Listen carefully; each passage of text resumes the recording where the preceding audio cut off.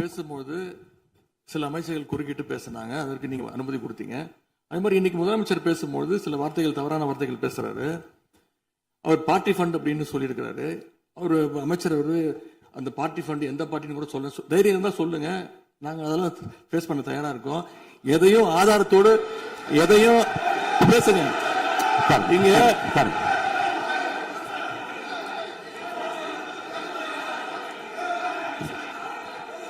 அது மாதிரி பேரவைத் தலைவர் அவர்களே, நேற்று நான் பேசி முடிஞ்சோடனே நீங்க அவை முடிஞ்சிருச்சுன்னு சொல்லிட்டீங்க. நாங்கெல்லாம் வீட்டுக்கு போயிட்டோம். வீட்டுக்கு போய் டிவி போட்டு பார்த்தா அங்க இன்னொரு அமைச்சர் இன்னும் பதில் சொல்லிட்டே இருந்திருக்கிறாரு. அதற்கெல்லாம் நாங்க இப்ப என்ன பதில் இது, என்ன மரபு இது? நீங்க இப்ப பேசிக்கிட்டே இருப்பீங்களா? நாங்க பாத்துக்கிட்டே இருக்கணுமா? அதே மாதிரி இன்னைக்கு முதலமைச்சர் அவர்கள் பேசும்போது நாங்களும் அமைதியா கேட்டுட்டு தான் இருந்தோம். ஆனா சில கருத்துக்கள் அவர் பேசும்போது அதை நாங்க அனுமதிக்க முடியாது. ஆதாரத்தோடு ஏதாவது பேசணும்னா, குற்றச்சாட்டுகள் சொல்லும் போது ஆதாரத்தோடு சொன்னீங்கன்னா அதை நாங்க ப்ரூவ் பண்றதுக்கு தயாராக இருக்கு. மாண்புமிகு உறுப்பினர் அவர்கள் இருங்க. நேற்று மாண்புமிகு எதிர்க்கட்சி தலைவர்கள் பேசியதும், மாண்புமிகு பொதுப்பணித் தலைவர்கள் பேசியதும் ஆதாரம் இல்லாமல் பேசக்கூடாது என்று நான் சொன்னேன். ஆய்வு செய்து நீக்கப்பட வேண்டியது நீக்கும் என்று சொன்னேன். இப்போது மாண்புமிகு முதல்வர் அவர்கள் பேசி முடிக்கட்டும். நீங்கள் கூறிய கருத்துப்படி அதில் ஆதாரங்கள் இல்லாத குறிப்பாக இருந்தால் அதை நீக்குவதற்குரிய உரிமை எனக்கு இருக்கிறது. ஆய்வு செய்து நான் நடவடிக்கை எடுப்பேன். இப்போது மாண்புமிகு முதலமைச்சர் அவர்கள் பேசலாம். இந்த டாஸ்மாக் மாதிரியே பல டிபார்ட்மெண்ட்லயும், மறுபடியும் சொல்றேன், கட்சி நிதின்ற பேர்ல அடிச்ச கொள்ளைய ஒன்னா கவர்மெண்டோட கஜானாக்குள்ளேயே கொண்டு சேர்த்துக்கிட்டே இருக்கிறாங்க. இப்பவும் சொல்றேன், மக்கள் பணத்திலிருந்து ஒரு பைசா கூட தொடமாட்டோம், தொடவும் விடமாட்டோம், தொட்டா விடமாட்டோம். இதுக்கு முன்னாடி தொட்டவங்களையும் விடமாட்டோம்.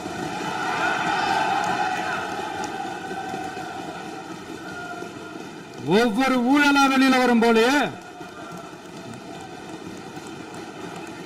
ஒவ்வொரு வேஷமா கலைஞ்சிரும் போலயே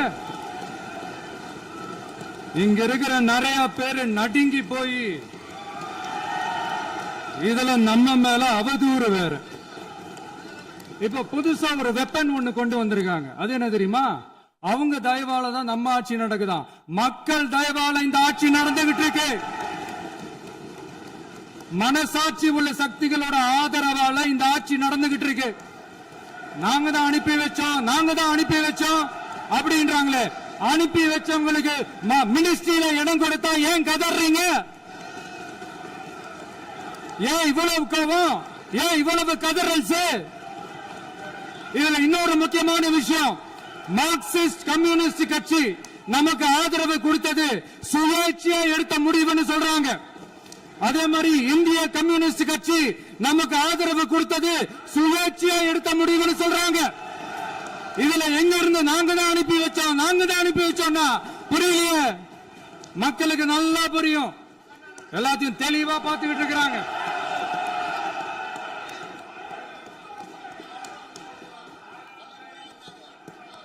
முதலமைச்சர் கண்டினியூ பண்ணலாம். மாண்புமிகு முதலமைச்சர்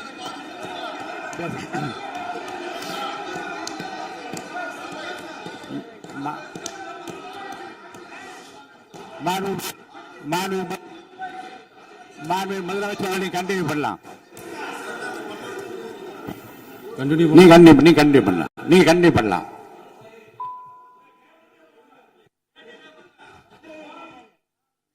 இந்த சமூக நீதி அரசுன்னு சொல்றவங்களை பார்த்து கேட்கிறேன், நம்ம பட்டியலின சகோதரர்களுக்கு எத்தனை அமைச்சர் பதவி கொடுத்தீங்கன்னு கொஞ்சம் சொல்ல முடியுமா? ஆனா நம்மளுடைய அரசுல 8 அமைச்சர் பதவிகள் யாருக்கு? நம்ம பட்டியலின சகோதரர்களுக்கு. எல்லாம் நம்ம அண்ணன், நம்ம தம்பி, நம்ம தங்கச்சிங்க. அண்ணல் அம்பேத்கர் அவர்களுடைய கிட்டத்தட்ட 100 ஆண்டு கால கனவு இப்ப நிறைவேறி இருக்கு. நான் ஏன் கொஞ்சம் சவுண்டா பேசுறேன் அப்படின்னா அவங்களுக்கு கேட்கணுன்றதுக்காக, தப்பா எடுத்துக்காது. அதே மாதிரி பெண்களோட பாதுகாவலர் நாங்க தான் அப்படின்னு சொல்லிக்கிறவங்களை கேட்கிறேன், எத்தனை பெண்களுக்கு அமைச்சர் பதவியில இடம் கொடுத்தீங்க கொஞ்சம் சொல்ல முடியுமா? எங்க அரசுல 4 சகோதரிகளுக்கு அமைச்சர் பதவி கொடுத்திருக்கிறோம்.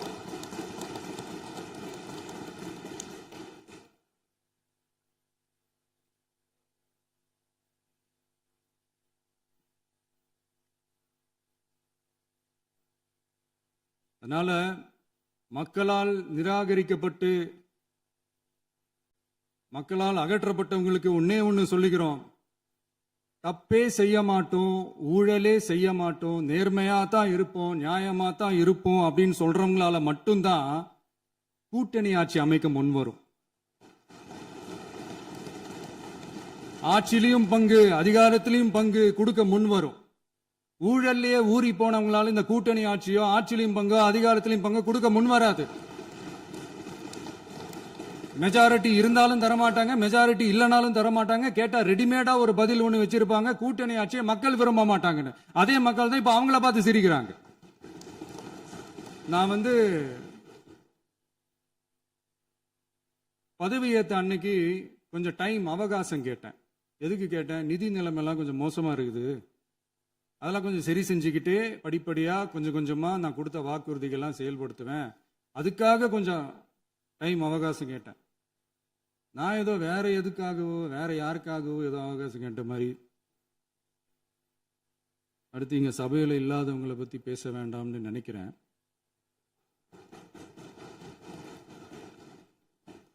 இங்க நம்மளை பத்தி அவதூறு பரப்புறதோட மட்டும் இல்லாம இப்ப நம்ம மக்கள் மேலேயும் அவதூறு பரப்ப ஆரம்பிச்சிட்டாங்க.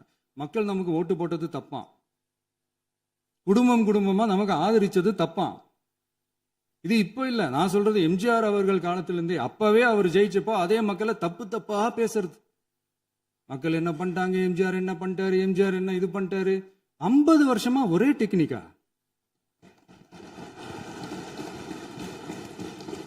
டெக்னாலஜி எல்லாம் மாறி வேற எங்கேயோ போயிட்டு இருக்கு பஸ். இதுல கொஞ்சம் டெக்னிக்காச்சும் கொஞ்சம் மாத்தினா கொஞ்சம் நல்லா இருக்கும். அதனால மக்களுக்கு யூஸ்ஃபுல்லா இருக்கிற மாதிரி இந்த ஆக்கப்பூர்வமான கருத்துக்களோ ஆக்கப்பூர்வமான யோசனைகளோ இருந்தா சொல்லுங்க, அதை நாங்க டெஃபரெண்டா எடுத்துக்கிறோம். ஆனா அதை விட்டுட்டு இந்த நக்கலு நையாண்டி சம்பந்தம் இல்லாத பேச்சு இதெல்லாம் பேசிட்டு அப்புறம் முதல்வர் பதில் சொல்லல, முதல்வருக்கு பதில் சொல்ல தெரியல அப்படின்னா அப்புறம் என்ன சோஃபா மாடல் ஆட்சியா? அது என்னன்னு புரியறதுக்கே எனக்கு ரொம்ப நாள் ஆச்சு. இந்த sofa set, table chair, teapoy, furniture பிசினஸ்லாம் வேற எங்க வெளியில போய் பண்ண சொல்லுங்க. அப்படி அந்த பிசினஸ் தான் பண்ணணும்னா நிறைய பிசினஸ் பண்ற மாதிரி வெளியில போய் பண்ண சொல்லுங்க, இங்க சட்டசபைக்குள்ள வேணாம்.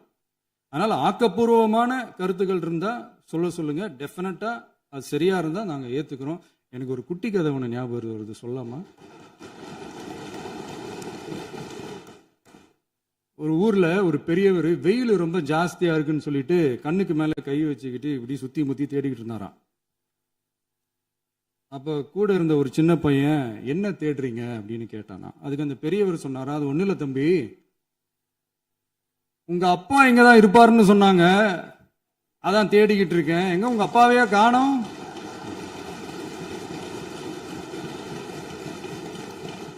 இல்ல அந்த எங்களுக்கும் நக்கலா நையாண்டியா சம்பந்தம் இல்லாத குட்டி கதை இதெல்லாம் எங்களுக்கும் பேச தெரியும். அந்த கதையில பெரியவர் அப்படி சொன்னாராம், தப்பா எடுத்துக்காதீங்க. அந்த கதையில பெரியவர் அப்படி கேட்டாராம். அதனால யாரும் இங்க டென்ஷன் ஆக வேணாம். அதனால இன்னொரு இந்த என்னுடைய உரையை முடிக்கிறதுக்கு முன்னாடி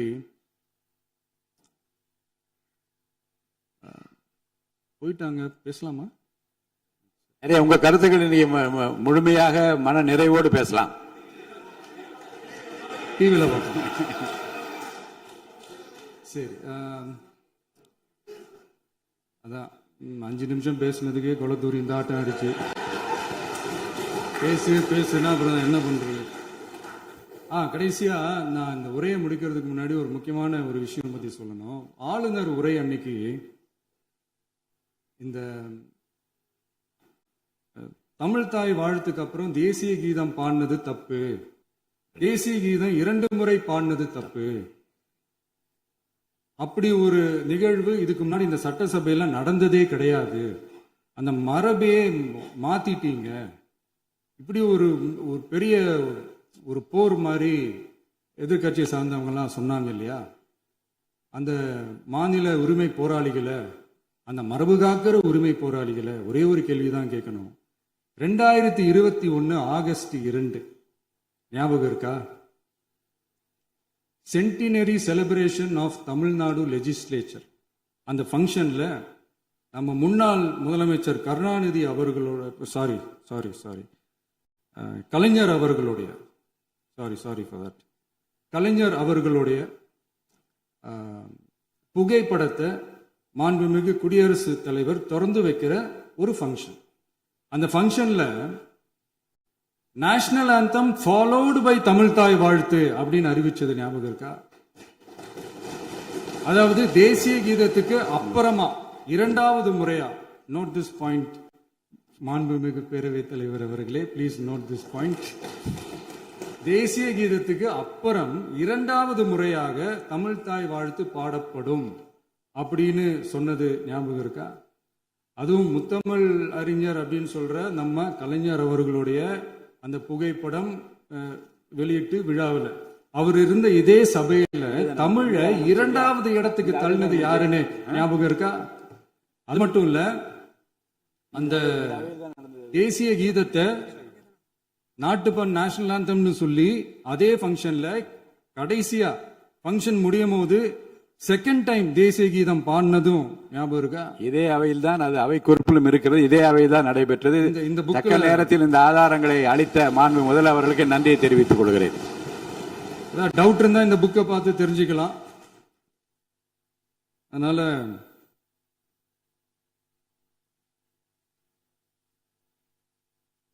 இதெல்லாம் கேட்டா என்ன சொல்லுவாங்கன்னா, அது ஜனாதிபதி கலந்துகிட்ட ஃபங்க்ஷன், அதெல்லாம் அப்படிதான், அதெல்லாம் கண்டுக்க கூடாது அப்படின்னு சொல்லுவாங்க.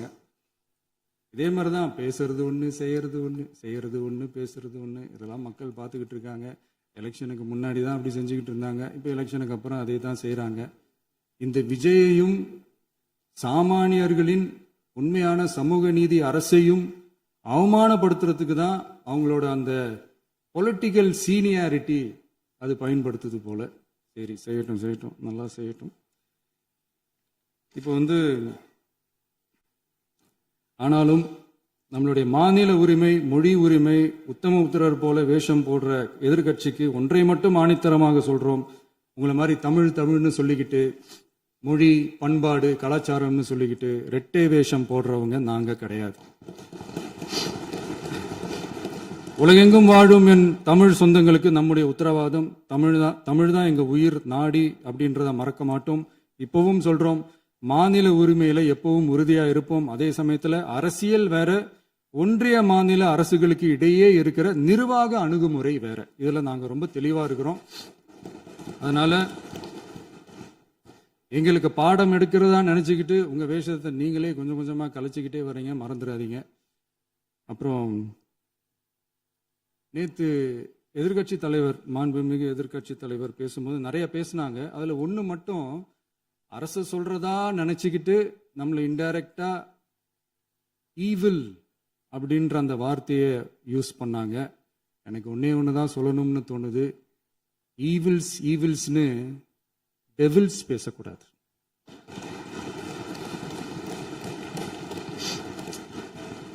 அவங்க இருந்திருந்தா ஒரு ஆக்ஷன் பண்ணணும்னு எனக்கு தோணுச்சு. எல்லாரும் போயிட்டாங்க. பர்மிஷன் பண்ணலாமா? இப்பவும் பண்ணலாம், ஒன்றும் தப்பு இல்லை. சொல்லட்டுமா?